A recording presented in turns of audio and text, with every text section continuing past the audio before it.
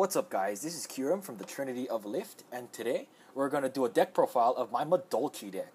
Although this deck isn't really in meta anymore, it's still a very fun deck to play in my opinion, because first of all, it's pretty budget friendly right now, because a lot of the card prices, just because it isn't that popular right now, it's fairly cheap, so you can make this deck for a pretty good price, as well as, well, it's one of my favorite decks of all time, because this was my first competitive deck that I've ever used within a format.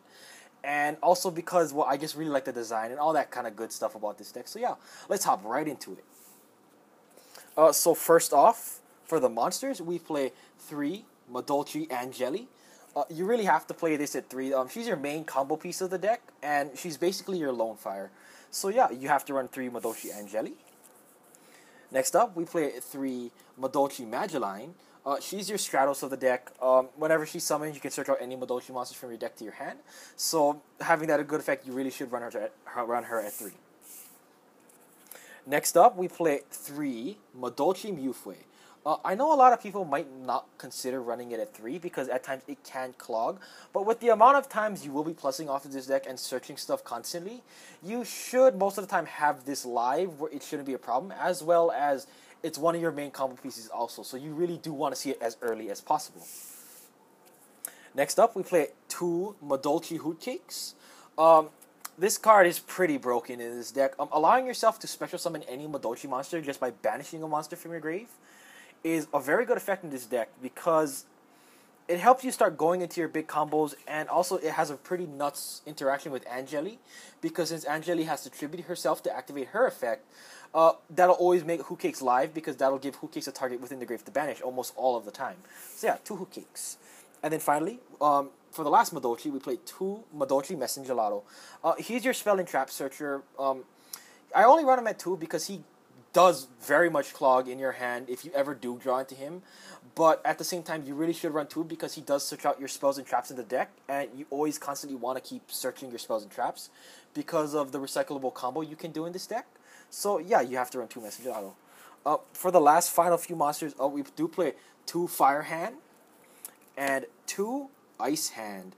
I like the hands in this deck mainly because at times Madolche can have issues getting over certain boards if you have to just rely on main deck monsters. So having the fire and ice hand as outs sort of to them and helping yourself get around certain boards is very helpful, as well as it really does also provide good ammo for Hootcakes when you have to use its effect.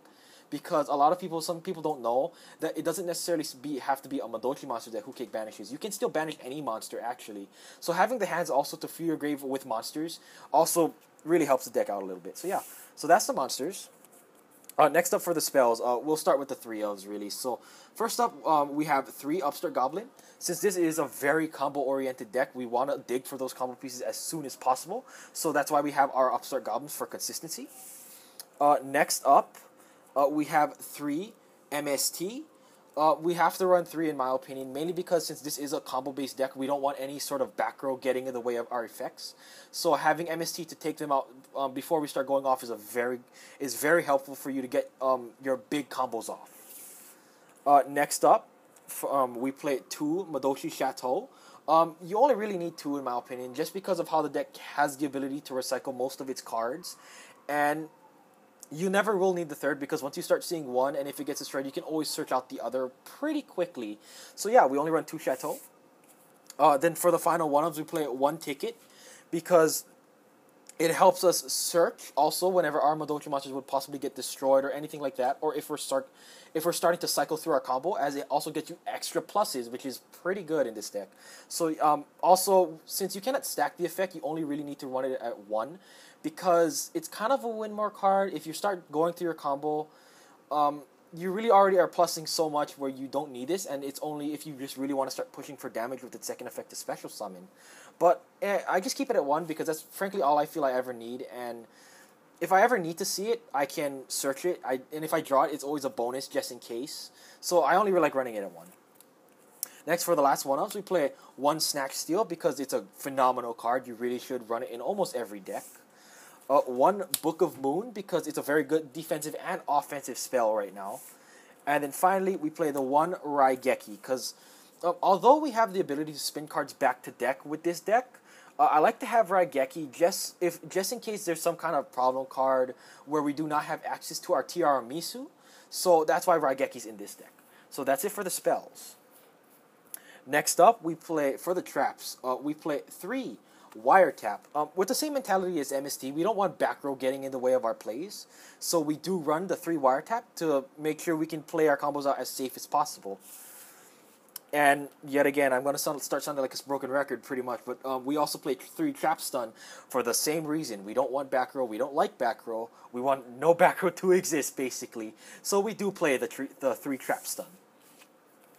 Next up, for the rest of the traps, is all just one-ofs. We play 1 Palooza, because Madolche does sometimes struggle with the defensive aspect, and if you cannot get monsters on board quick enough, sometimes you can find yourself pretty open, so having Palooza as a sort of last-ditch defense can actually help save you sometimes from getting gamed, and then possibly come back from it. So that's why I play that 1 Palooza. You don't really need more, because you can search this and you can recycle this pretty easy in this deck, so having 1 is good enough for me.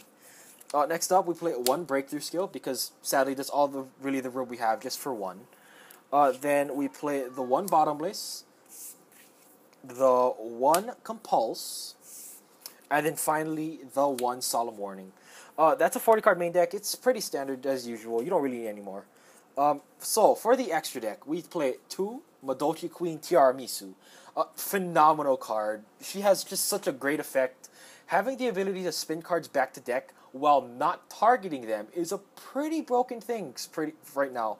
And that's why I still feel that Madolche can be partially viable at times, because since it doesn't target as well as it doesn't destroy, which is a pretty bad thing nowadays in this format, I don't see why you wouldn't think that she's a good card. So yeah, we play 2. You don't really ever need the 3rd, actually, because when you start going through her, you won't ever need to. If you can resolve her, she's good. But so next up, we play 2 Levier, the Sea Dragon. Your main combo piece, pretty much, for the rank 3s. Since you will be banishing with Hootcake's effect, having Levier to basically bring back whatever you banish at any time, basically, because of the ability to make a lot of rank 3 and 4s in this deck. Having the Levier to bring back whatever you banish with Hootcakes is very good, as it can help you progress with your combos and go into either your Tiramisus or your rank 4s usually. So yeah, 2 Levier. And then we play the 1 Invoker for the same reason why we play Levier. But at times, there will be some times when you did not activate a Hootcake's effect, or there's any viable targets. So having Invoker to help you get a rank 4, a level 4, a Messengelato basically from your deck, to continue your combos is also pretty helpful when you're in those last-ditch situations. So that's it for those main combo piece cards. So next up, we play 1 Downer Magician. This is usually going to be overlaid over any of your given rank 3s, like your Levier or your Invoker, the things that you'll be going into often, because it gives you that big attack boost, and after you really resolve the Levier or Invoker once, you probably won't be using its effect very, how should I say, well, again, because you'll be able to recycle your combos quite often if you keep them going without any sort of interruption. So having the Downer to really overlay over your smaller monsters to make them big is pretty helpful in this deck. Next up, we play for the rank 4s, the 1 Castel, because it's a pretty good card. We do play the 1 101. Again, sort of like a rank 4 wall.